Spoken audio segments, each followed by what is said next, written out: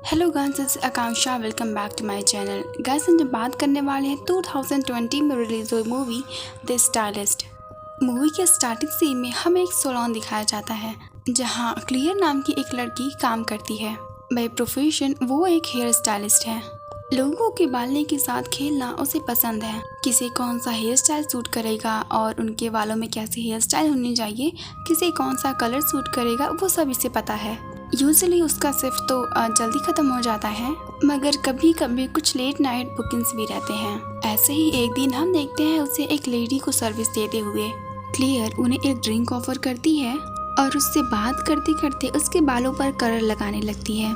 सब कुछ ठीक ही चल रहा था, मगर थोड़ी देर बाद अचानक से वो लेडी बेहोश हो जाती है और क्लियर एक बेहद अजीब काम स्टार्ट करती है। वो उस लेडी के माथे पर सीजर से कट करके उसके बालों को उखाड़ लेती है। उसके चेहरे पर ना कोई डर था और ना ही कोई परेशानी। वो बहुत कैसे उस लाश को ठिकाने लगाती है, जगह को क्लीन करती है और फिर घर की तरफ रवाना हो जाती है। हम देखते हैं कि उसके घर के बेसमेंट उसने ऐसे ही कई सारे विग्स इकट्ठा किए हैं। मतलब इतनी सारी लड़कियों का खून किया है उसने। वो उस नए विग को पहनती है। आईने में खुद को देखकर हंसने की कोशिश करती है, मगर उसकी आंखों में आंसू थे। हम समझ पाते हैं कि वो एक साइकोपैथ है। वो ये खून अपनी मर्जी से, अपनी खुशी से नहीं करती, बल्कि ये उसकी एक बीमारी है। बेसिकली क्लियर एक अनसोशल पर्सन है। ज्यादा किसी से घुल मिल नहीं सकती। इनफैक्ट उसे तो लोगों से बात करना भी नहीं है और बीच बीच में उसके अंदर एक अजीब सी तलब उठती है जो कि किसी के खाल उखाड़ने से ही शांत होती है। हेयर उसके लिए बहुत ही ज्यादा इम्पोर्टेंट है। वो लोगों के बालों से ऑब्सेस्ड है।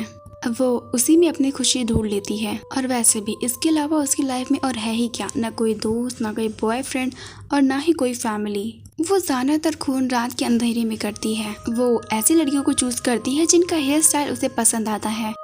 इसीलिए तो वो ज्यादातर रात में बुकिंग्स लेती है, क्योंकि उसे रात में मौका ज्यादा मिलता है। एक दिन उसके पास ओलिविया नाम की एक लड़की का मैसेज आता है। उसे अपनी वेडिंग हेयर स्टाइल क्लियर से करवानी है। क्लियर डायरेक्टली मना कर देती है, क्योंकि वो सिर्फ कैजुअल स्टाइल से करती है। हम देखते हैं घर से निकलकर वो रोज की तरह एक कैफे में जाती है कॉफी खरीदने।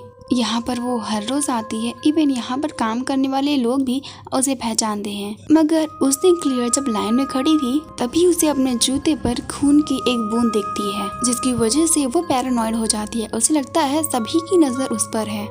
वो बहुत ही ज्यादा हड़बड़ी में वहाँ से बाहर भागती है, जो वहाँ पर काम करने वाले एक लड़की डॉन को काफी अजीब लगता है। उधर ओलिविया तो लगातार क्लियर को मैसेज करती जा रही थी उसे कन्विंस करने के लिए। तो फाइनली क्लियर मान जाती है, लेकिन उससे पहले वो उसे स्टॉक करना नहीं भूलती। ये उसकी एक आदत है। वो अपने हर क्लाइंट को फॉलो करती है, लेडी क्लाइंट को। ओलिविया जिस दिन ट्रायल के लिए सैलून आती है, ओलिविया के नेचर से क्लियर बहुत ही ज्यादा इम्प्रेस हो जाती है।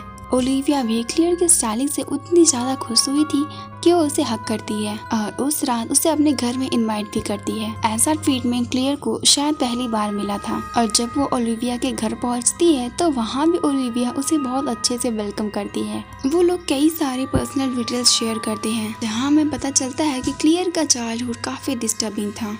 उसकी माँ एक सिंगल मॉम थी जो बहुत ज्यादा ड्रिंक करती थी। उसी के कारण क्लियर जब 17 साल की थी वो गुजर गई। वो भी एक हेयर स्टाइलिस्ट थी और अपने हेयर को लेकर हमेशा एक्सपेरिमेंट करती रहती थी। क्लियर अपनी माँ की फुटस्टेप को फॉलो कर रही है, मगर कुछ और तरीकों से। यहाँ पर ज्यादा कुछ तो रिवील नहीं हुआ, लेकिन कोई खूनी जन्म से खूनी नहीं होता। उसकी बीमारी के पीछे जरूर कोई न कोई राज तो होगा ही।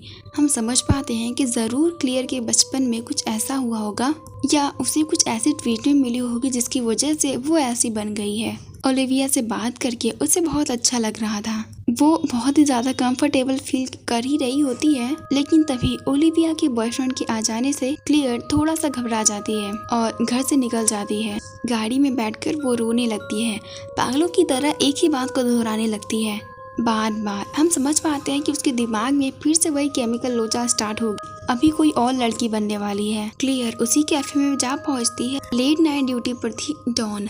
वो बस दुकान बंद करने ही वाली होती है, मगर क्लियर उसे रोकती है। अपनी रेगुलर कॉफी ऑर्डर देती है, जिसका पैसा डॉन नहीं लेती, क्योंकि हर रोज की मुलाकात डॉन उसे अपना दोस्त मानने लगी थी, मगर क्लियर नहीं। वो उल्टा उसकी कॉफी में सेडेटिव्स मिला देती है और बाहर जाकर वेट करने लगती है। कुछ देर बाद डॉन जब कचरा फेंकने बाहर आती है वो वहीं पर बेहोश होकर गिर जाती है। क्लियर इसी मौके की तलाश में थी। वो जल्दी से पीछे के दरवाजे से अंदर जाती है और उसके माथे की स्किन को काटने लगती है, मगर शायद सेडेटिव्स का असर उतना गहरा नहीं हुआ था। डॉन का सेंस लौट आता है और वो चिल्लाने लगती है। मजबूरन क्लियर को भी उसी वक्त उसे मारना पड़ता है। उसके बाद वो उसके बालों को अपने पास रख कर और उसकी बॉडी को कचरे में फेंक कर घर वापस आ जाती है।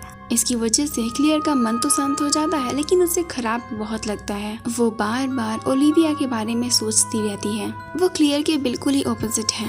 उसे ओलिविया की तरह नॉर्मल बनना था, दोस्त बनाना था, तो वो डिसाइड करती है वो और कभी किसी का खून नहीं करेगी। वो अपने घर की उस बेसमेंट को भी सील कर देती है। सबसे बेखबर ओलिविया उसे अपने पार्टी में इनवाइट करती है। क्लियर तो खुशी खुशी जा पहुंचती है ना, मगर ना ओलिविया के दोस्त उसे अच्छे से ट्रीट करते हैं और ना ही खुद ओलिविया। असल में क्लियर कितनी भी कोशिश कर ले वो खुद को बदल नहीं सकती। वो सिर्फ ओलिविया के साथ ही बात कर रही थी। ओलिविया शराब की नशे में उससे कुछ इधर उधर की बात करती है, उसके बॉयफ्रेंड के बारे में, जिसका क्लियर कुछ और ही मतलब निकालती है। इवन ओलिविया की कंपनी पाने के लिए वो उसके साथ हर सुबह जॉगिंग पर जाने के लिए भी रेडी हो जाती है, जबकि वो बिल्कुल भी मॉर्निंग पर्सन नहीं है। ओलिविया के लिए इन सब बातों का कोई मतलब नहीं था, मगर क्लियर इसे ही दोस्ती समझ रही थी, क्योंकि उसे नहीं पता कि असली दोस्ती क्या होती है, इसका मतलब क्या होता है। उसे तो ओलिविया की कही हुई हर एक बात पसंद आ रही थी, लेकिन ओलिविया के दोस्तों को क्लियर का प्रेजेंस पसंद नहीं आ रहा था।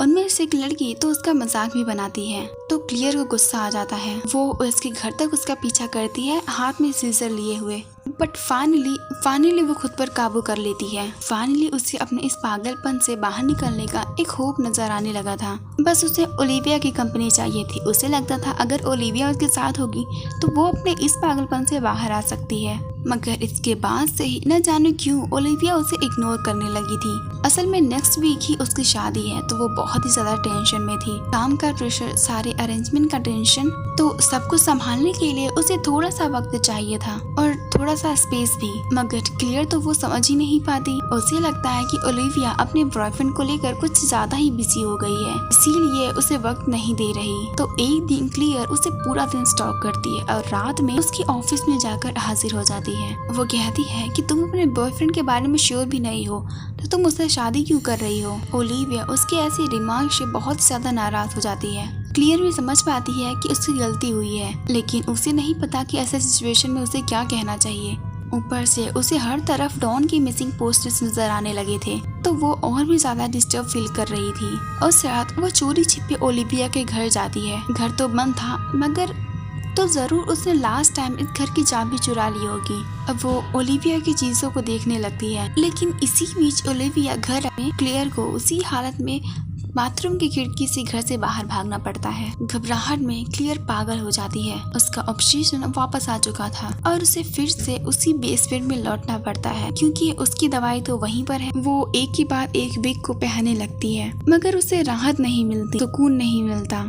उसे एक नए शिकार की जरूरत है। क्लियर रात के अंधेरे में निकल पड़ती है अपने शिकार की खोज में। उसे एक लेडी दिखती है अकेले घर में घुसते हुए, जिसे वो मार डालती है और उसके ही घर में उसके स्कैल्प को पहनकर उसके इस काउच पर बैठकर उसका ही पिज्जा खाने लगती है। बिल्कुल पागल दिख रही थी वो। साथ में हम ये भी समझ पाते हैं कि उसकी बीमारी के सामने खुद भी लाचार है। वो कुछ नहीं कर सकती। नेक्स्ट डे ओलिविया की शादी थी, तो क्लियर सुबह सुबह तैयार हो जाती है और निकल पड़ती है, मगर उससे पहले कैफे में उसे पता चलता है कि पुलिस को डॉन की लाश मिल चुकी है। उधर उस अननोन लेडी की लाश भी। उनके घर के सामने वाले सीसीटीवी क्लियर के कुछ ग्लिम्सेस नजर आए हैं, मगर क्लियर नहीं है। इस बार क्लियर थोड़ा सा डर जाती है, मगर वो टेंशन नहीं लेती। उसकी एक लौती दोस्त की शादी है, तो वो मूड ऑफ करना नहीं चाहती। वो चर्च में जा पहुंचती।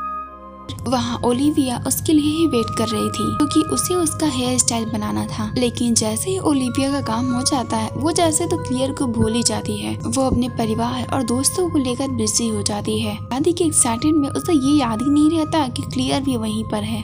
क्लियर को बहुत खराब लगता है। 2 दिन की है, लेकिन ओलिविया ने उससे दोस्ती तो की थी, तो वो उसे ऐसे इग्नोर कैसे कर सकती है। उसे याद आता है कि बैचलर पार्टी में ओलिविया के एक दोस्त ने उसे कहा था कि हेयर ड्रेसर को पार्टी में कौन इनवाइट करता है। ओलिविया की ट्रीटमेंट भी कुछ ऐसे ही थी। फिर भी क्लेयर खुद को शांत रखती है। जब सभी बाहर ब्राइड के लिए वेट कर रहे थे, वो खुद ओलिविया के साथ रहकर उससे तैयार होने में मदद कर रही थी, उससे बात कर रही थी। लेकिन बात करते करते ही अचानक से क्लेयर रोने लगती है। शायद से ये इसके पागलपन का सिम्टम्स है। ये सबूत है कि वो खुद को और कंट्रोल नहीं कर पा रही। ओलिविया उसे माफी मांगती है उस दिन उस पर चिल्लाने के लिए। जवाब में क्लेयर कहती है कि उसने झूठ कहा था, वो जॉगिंग नहीं करती। ओलिविया समझ नहीं पाती कि इस छोटी सी बात के लिए क्लेयर रो क्यों रही है। अगर क्लेयर के लिए यही बातें बहुत इम्पोर्टेंट थी, ओलिविया इम्पोर्टेंट मिला क्योंकि उसे इतनी अच्छी ट्रीटमेंट किसी और से नहीं मिली। ओलिविया से दूर जाना तो उसके लिए पॉसिबल है। कुछ देर बाद हम ओलिविया को देखते हैं वेडिंग गाउन में सबके सामने आते हुए। सभी बहुत खुश हो जाते हैं उसे देखकर।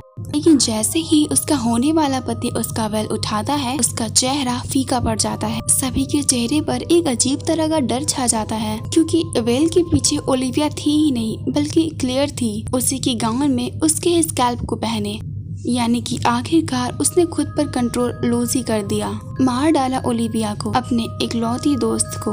सभी भागते हैं बाहर ओलिविया को ढूंढ। हॉल कम्प्लीटली खाली हो जाती है सिर्फ क्लियर अपने अजीब से फेस के साथ। वो पूरी तरीके से पागल हो चुकी थी। वो ओलिविया को मारना नहीं चाहती थी मगर अपनी बीमारी के सामने वो हार गई। अभी वो एक कंप्लीट साइको किलर बन चुकी थी जो शायद और कभी भी नॉर्मल लाइफ लीड नहीं कर पाए। गाइस, ये कहानी यहीं पर एंड हो जाती है।